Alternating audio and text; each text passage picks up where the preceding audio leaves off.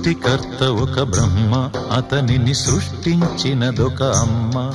ఆ అమ్మకి తెలియని చిత్రాలు ఎన్నో, ఈ సృష్టిని స్తంభింపచేసే తంత్రాలు ఎన్నో. సృష్టికర్త ఒక బ్రహ్మ, అతనిని సృష్టించినదొక అమ్మ.